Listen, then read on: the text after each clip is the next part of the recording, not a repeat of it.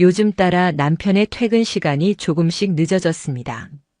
예전엔 아무리 바빠도 7시 전에 집에 왔던 사람이거든요. 그런데 요즘은 회식이 잦다, 거래처 미팅이 있다, 갑자기 부장님이 부르셨다. 그런 말들을 핑계처럼 반복하면서 10시, 11시가 넘어서 들어오는 날이 점점 많아졌습니다. 그날도 늦은 귀가였습니다. 남편은 문을 열자마자 피곤하다며 욕실로 들어갔고 한참 동안 나오질 않았어요. 핸드폰을 들고 들어간 걸 봤거든요. 처음엔 그냥 피곤해서 누군가에게 투정을 부리는가 싶었어요. 근데 이상하더라고요. 샤워도 안 하면서 욕실에서 혼자 실실 웃는 소리가 들렸습니다.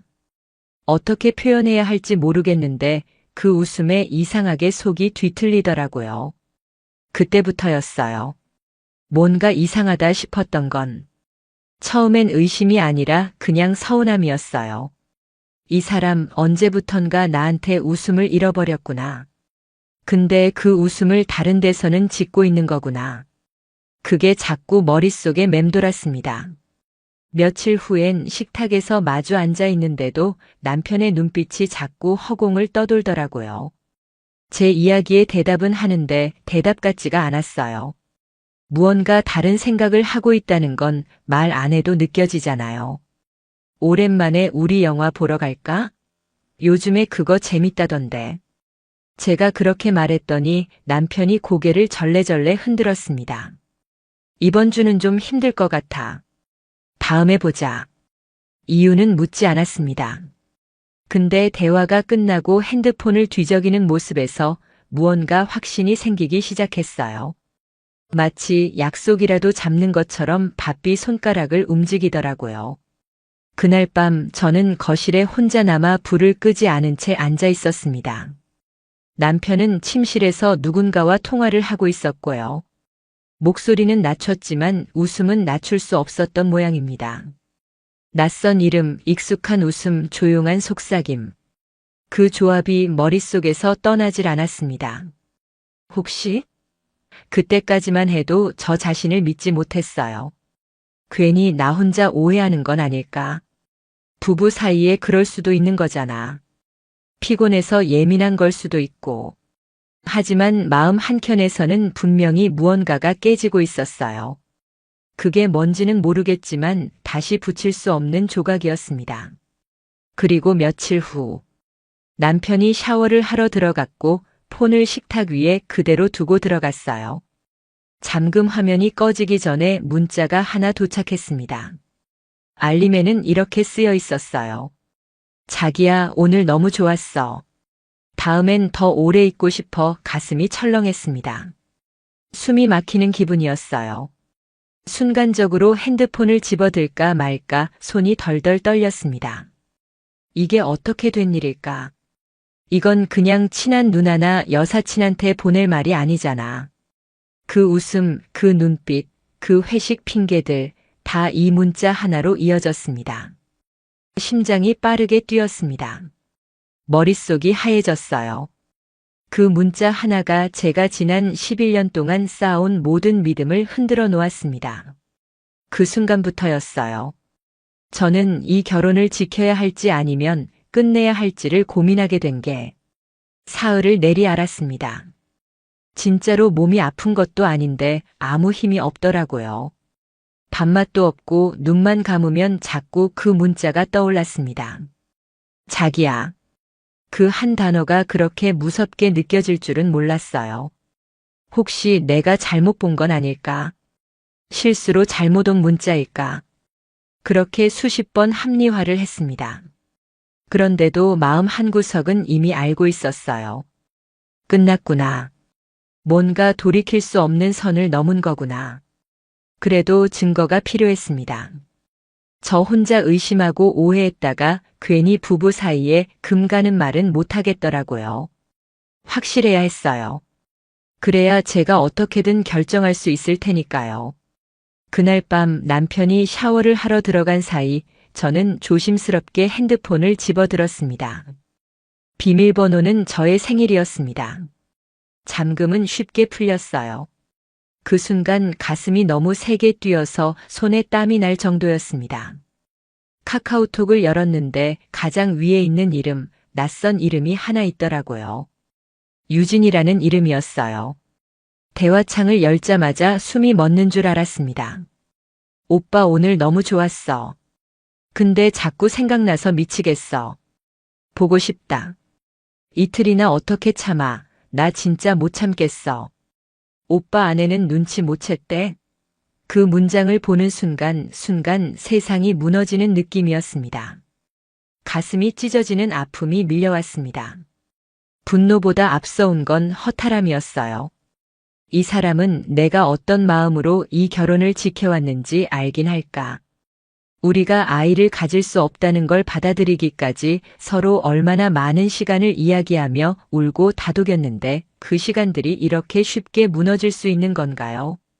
방 안에선 샤워기 물소리만 들리고 있었고 저는 손에 쥔 핸드폰을 내려놓지 못한 채 주저앉아 있었습니다.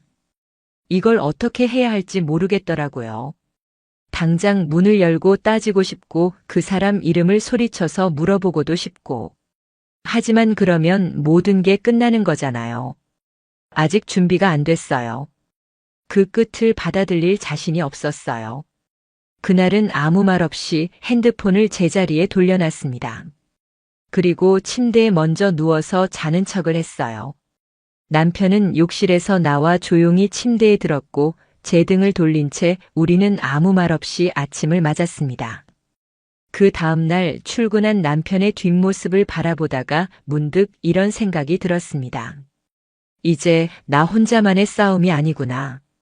혼자 상처받고 혼자 참고 혼자 울기엔 그들이 만든 이 판이 너무나도 뻔뻔하구나.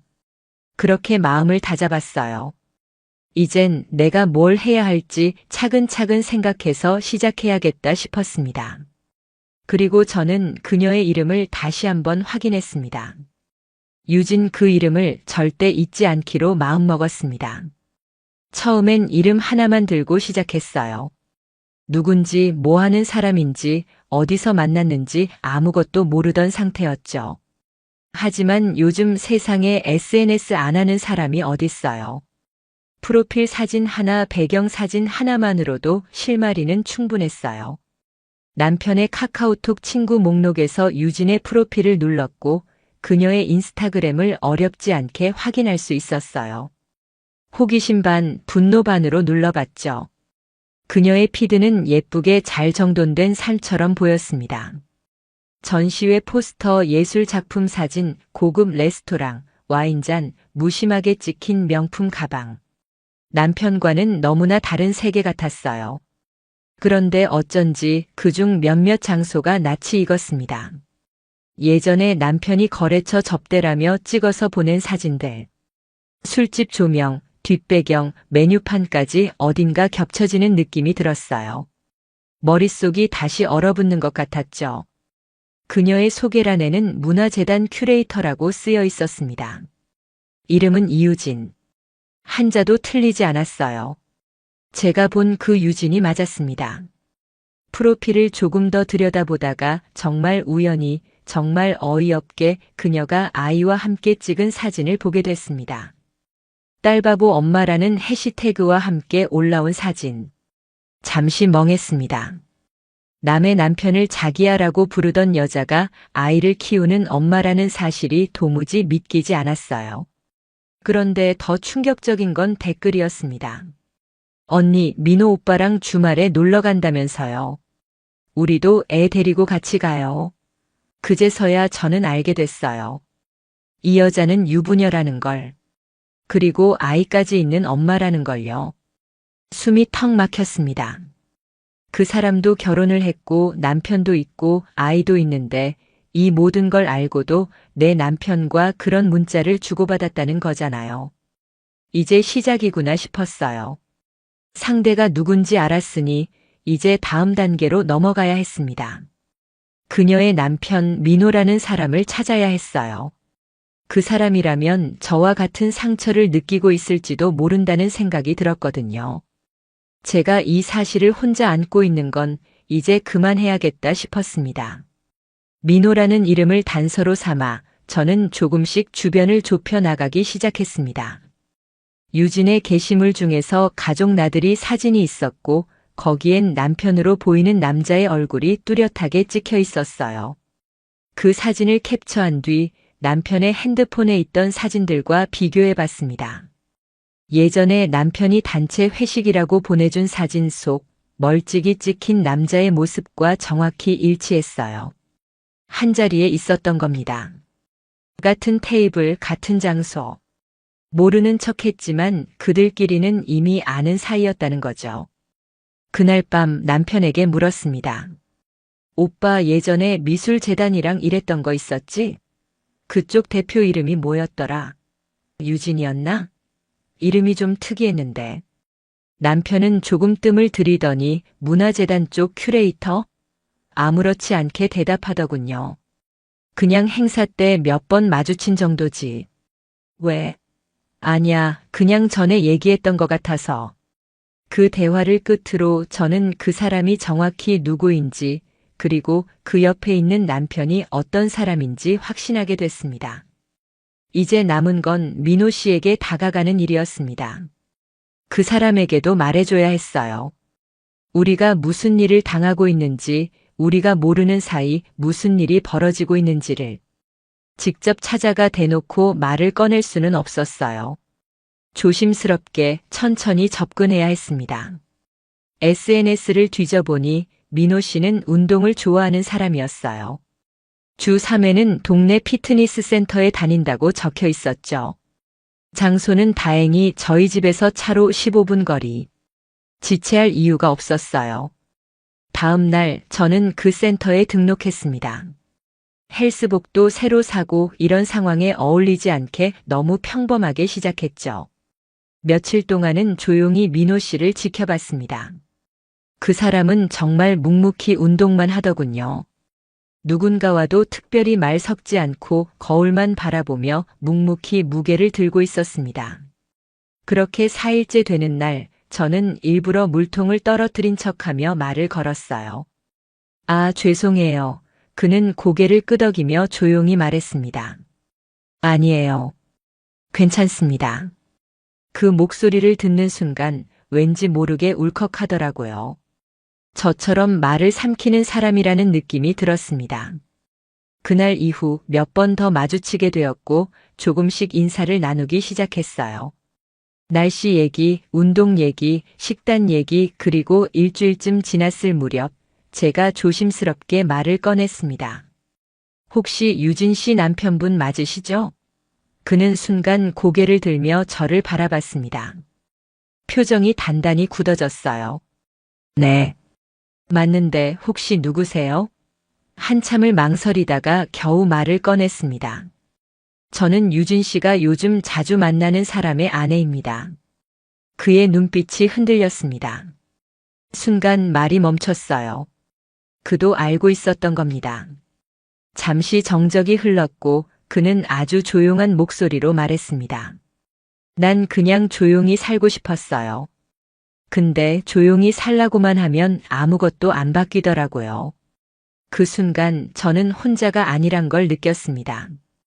그리고 우린 이제 조용히 싸울 준비가 되어 있다는 것도요. 민호 씨와 저는 그날 이후 아주 조심스럽게 연락을 이어갔습니다. 누구에게 들킬까봐 두려웠던 것도 있지만 서로가 아직도 정리되지 않은 감정 속에 있었기 때문이었어요. 처음엔 같이 커피 한 잔 마시는 것도 어색했어요. 우리가 무슨 말을 해야 하지? 어떤 감정을 공유해야 하지? 그저 같은 상처를 가진 사람으로 앉아 있을 뿐이었죠. 저희 남편 언제부터였는지 아세요? 제가 그렇게 물었을 때 민호 씨는 잠시 눈을 감았다가 조용히 말했어요. 확실히 안 건 2달 전이에요. 근데 지금 생각해보면 반년 전부터 이상했어요.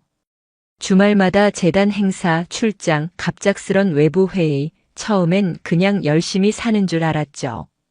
그 말을 듣고 저는 고개를 끄덕였습니다. 저도 똑같았거든요. 우리 둘 다 같은 시기를 지나왔습니다. 혼자 의심하고 혼자 쏙 태우고 혼자 이걸 내가 감당해야 하나 고민하던 그 긴 시간. 정확한 증거 모으고 계세요? 제가 조심스레 묻자 민호 씨는 가방에서 작은 노트를 꺼냈습니다. 그 안엔 날짜, 시간, 장소, 대화 내용 일부, 사진 캡처 위치까지 정말 꼼꼼하게 기록된 내용이 가득했습니다. 제가 아직도 이걸 왜 정리하는지 모르겠어요. 근데 적어야 제정신을 유지할 수 있겠더라고요. 그의 말에 저는 묵묵히 고개를 끄덕였어요. 그날 이후 저희는 정기적으로 만나 정보를 나누고 흔적을 정리하고 그리고 작전을 짰습니다. 그리고 마침내 기회가 찾아왔습니다. 남편 회사에서 연말 송년회를 연다는 소식을 들었어요. 외부인 참석도 가능한 자리라면서 몇몇 직원들의 배우자도 초대된다는 말까지 흘려들었죠. 저는 일부러 아무렇지 않은 척 물었습니다. 오랜만에 그런데 가보면 어때? 나도 한번 따라가 볼까? 남편은 순간 당황한 듯 했지만 곧바로 태연하게 웃었습니다. 그래. 뭐 어색하진 않겠어? 어색한 건 그쪽이겠지. 속으론 그렇게 생각하면서도 저는 표정 하나 바꾸지 않았습니다. 그렇게 송년회 날이 다가왔고 저는 새 옷을 입고 조용히 준비했습니다. 남편은 슬쩍 제 눈치를 보더니 왜 이렇게 단정하게 입었어? 하고 묻더라고요. 처음 뵙는 분들도 계실 테니까 괜히 민폐되긴 싫어서. 제가 그렇게 말하자 그는 쓴웃음을 지었습니다. 그 표정을 전 아직도 기억합니다. 조금은 불안하고 조금은 불편해 보였던. 행사장에 들어섰을 때 수십 명의 사람들이 북적이고 있었고 그 중엔 제가 사진으로만 봤던 그년 유진도 있었습니다. 민호 씨는 잠시 후 조용히 등장했고 유진과 남편 그리고 우리 넷은 운명처럼 그 한 공간 안에 마주 앉게 되었습니다. 그리고 저는 그녀에게 다가가 부드러운 미소를 지으며 인사했습니다. 사진보다 훨씬 예쁘시네요. 제 남편이 왜 좋아하는지 알겠어요. 그녀의 얼굴이 그 순간 완전히 굳었습니다. 그녀는 아무 말도 하지 못한 채 어색하게 웃는 척만 하더군요. 입꼬리는 올라갔지만 눈동자는 흔들리고 있었습니다. 그 순간 제 안에 억눌러왔던 분노가 차가운 기운으로 바뀌는 걸 느꼈어요. 뜨겁게 분출하지 않고 서서히 퍼지는 냉기 같은 감정. 그녀가 민호 씨를 봤을 땐 이미 얼굴이 하얗게 질려 있었죠. 민호 씨는 말없이 그녀를 지나쳤고 남편은 그 상황을 눈치도 못 챈 채 동료들과 웃고 있었습니다. 정말 웃기죠. 모든 사람들이 웃고 있는데 그들만 진실을 모르고 있다는 게. 행사 내내 저는 최대한 자연스럽게 행동했습니다. 사람들과 인사하고 대화에 끼고 남편 옆에서도 전혀 어색한 기색을 보이지 않았어요. 남편은 그런 저를 보며 만족스러운 듯 어깨를 으쓱했어요. 자기 부인은 순진하게 아무것도 모르고 따라온 줄 알았겠죠. 참 어이없고 기가 막힌 착각. 행사가 거의 끝나갈 무렵 남편이 잠깐 자리를 비운 사이 저는 유진 옆에 다시 한번 조용히 섰습니다. 그녀는 제 눈을 마주치지 못하더군요. 전 뭔가 이상한 걸 느낀 적이 있어요.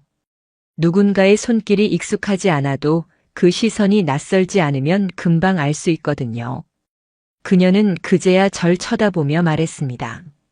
무슨 말씀이신지 모르겠네요. 모르셔도 괜찮아요. 그쪽 남편이 곧 알아서 할 테니까요. 그 말에 그녀는 눈을 크게 떴습니다. 하지만 저는 더 이상 말을 잇지 않았습니다. 그저 웃었습니다. 처음 만났던 그 순간처럼. 그날 밤 집으로 돌아오는 길에서 남편은 아무 말 없이 운전만 했습니다. 저도 조용히 창밖만 바라봤고요. 오늘 좀 피곤했지? 남편이 묻더군요. 그 말에 저는 고개만 끄덕였어요. 사실 피곤하긴 했습니다. 하지만 단 한순간도 후회되진 않았어요. 내가 틀리지 않았다는 걸 확인한 하루였으니까요. 다음 날 아침 민호 씨에게서 문자가 왔습니다. 계획대로 가고 있어요. 자료 정리 끝나면 공유 드릴게요. 그 문자를 보는 순간 마음이 이상하게 편안해졌습니다. 이제 거짓말의 껍질을 하나씩 벗겨낼 시간이었거든요. 그들 스스로 감추고 있던 민낯을 그들 스스로 마주하게 할 시간. 그리고 마침내 그들에게 균열이 찾아오기 시작했습니다. 그녀는 송년회 이후 눈에 띄게 흔들리기 시작했습니다. SNS 활동도 줄어들었고 게시물은 대부분 비공개로 전환됐습니다. 그렇다고 조용히 물러날 사람이 아니란 것도 알고 있었어요. 유진은 조심스레 남편인 민호 씨의 변화를 감지했을 겁니다. 예전 같지 않다는 걸 느끼고 있었겠죠. 그리고 그 불안함은 곧 남편에게로 옮겨갔습니다. 당신 아내 뭔가 눈치챈 것 같아. 유진이 그런 말을 했다는 걸 민호 씨가 전해줬습니다. 남편은 코웃음을 쳤다고 했어요. 우리 집 사람? 걘 무관심해서 절대 몰라. 그날도 와놓고 멀뚱멀뚱 웃기만 하더라고. 그 말을 듣는데 피식 웃음이 나오더군요. 그게 그렇게 자신 있었나 보죠. 하지만 남편은 몰랐을 거예요. 그날 이후 제가 조용히 움직이기 시작했다는 걸. 남편이 거래처에서 주고받은 이메일들, 출장 일정서, 계약 내역, 접대비 정산표 같은 걸 조용히 살폈습니다. 작은 모순들이 눈에 띄기 시작했어요. 출장 간다던 날 실제로 결제된 교통비는 없었습니다. 접대한 거래처는 존재하지 않았고 같은 날 유진의 미술재단 행사 포스터가 온라인에 떠 있었죠. 같은 장소, 같은 날짜. 남편은 회사 카드를 유진의 행사 홍보용 인쇄물에 사용하고 있었습니다. 분명 회사 내부 규정 위반이었죠. 문화재단 측과의 부적절한 유착. 이 정도만 해도 누군가 문제 삼으면 무사하긴 어렵겠더라고요.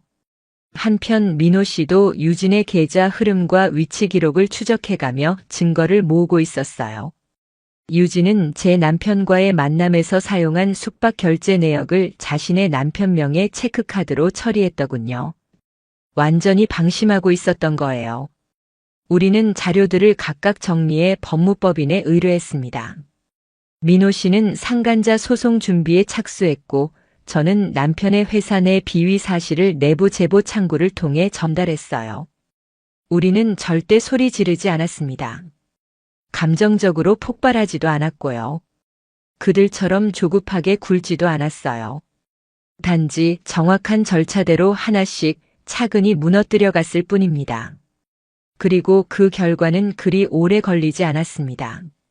먼저 유진에게 변화가 왔습니다. 문화재단 내 익명감사 제보가 접수되면서 그녀는 투명성 위반 이슈로 정식 조사를 받게 됐고 급하게 내부 회의가 소집되었다는 소식이 들려왔습니다. 그녀가 담당했던 프로젝트 예산 흐름에 문제가 있었고 그중 일부가 개인적인 용도로 사용된 정황도 드러났다고 했어요. 바로 남편과의 만남을 위한 비용들이었습니다. 그 무렵 남편도 회사에서 호출을 받았습니다.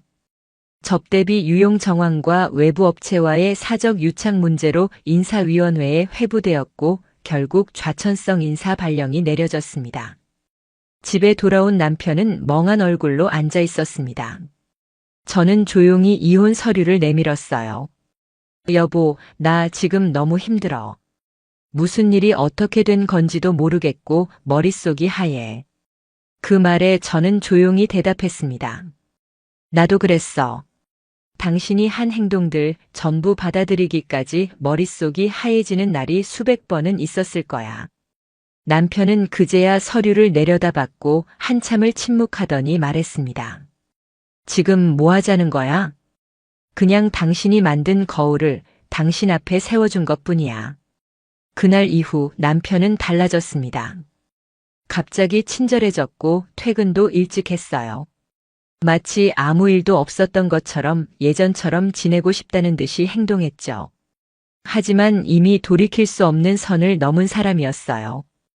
아무리 말끝마다 미안하다고 해도 그 미안함은 저한테 닿지 않았습니다. 이미 그 말은 너무 늦었고 너무 가벼웠거든요. 그가 뒤늦게 사정을 해도 이미 제출된 증거와 소송 서류는 되돌릴 수 없었어요. 저는 단단히 마음을 먹은 상태였고 그 흔들림을 다시 붙잡을 생각도 없었습니다. 유진 역시 모든 걸 잃기 시작했습니다. 재단 내부에서는 더 이상 그녀를 신뢰하지 않았고 일부 언론 보도에서 특정 기획자 비리 의혹이 실명 없이 거론되었죠. SNS 계정은 삭제됐고 그녀의 흔적은 점점 사라졌습니다. 민호 씨는 이혼 소송과 양육권 분쟁을 동시에 진행했고 딸아이와 함께 조용한 동네로 이사를 갔다고 했습니다. 요즘엔 전업으로 육아를 하며 그동안 준비해온 에세이 출간 작업도 병행 중이라고 하더라고요. 저는요, 이 모든 게 끝나고 나서야 비로소 제 삶을 다시 보기 시작했어요. 가장 먼저 한 건 제 이름으로 된 새 통장을 만든 거였어요. 그동안 함께 쓰던 계좌에서 모든 돈을 분리했죠. 그 다음엔 몇 년 전부터 구상만 해왔던 부동산 스타트업 창업 아이템을 실제로 실행에 옮겼습니다. 함께 공부하던 후배와 팀을 꾸리고 첫 사무실을 냈을 땐 그 조그만 공간이 그렇게 소중할 수가 없더라고요. 하루하루 정신없이 바쁘게 살다 보니 불면증도 사라졌고 누구의 눈치도 보지 않는 삶이 조금씩 익숙해졌습니다. 시간이 꽤 흘렀어요. 그 일련의 사건들이 마치 몇 해 전 일처럼 느껴질 만큼요. 아직 누군가를 다시 사랑하겠다는 용기는 생기지 않았지만 그래도 이제는 제 마음을 중심에 두고 살고 있어요. 그게 제겐 가장 큰 변화였죠. 어느 날 아침 혼자 식탁에 앉아 따뜻한 국 한 그릇을 먹고 있었습니다. 창문 밖으로는 햇살이 조용히 들어오고 있었고 시계 초침 소리만 들리는 그 순간 문득 제가 미소 짓고 있다는 걸 알았어요. 예전엔 이런 고요함이 무서웠는데 지금은 괜찮더라고요. 무너질 듯 불안했던 시간들 대신 이제는 단단한 평화가 흐르고 있었습니다. 그리고 그 평화 속에서 저는 매일 조금씩 제 삶을 되찾아가고 있습니다.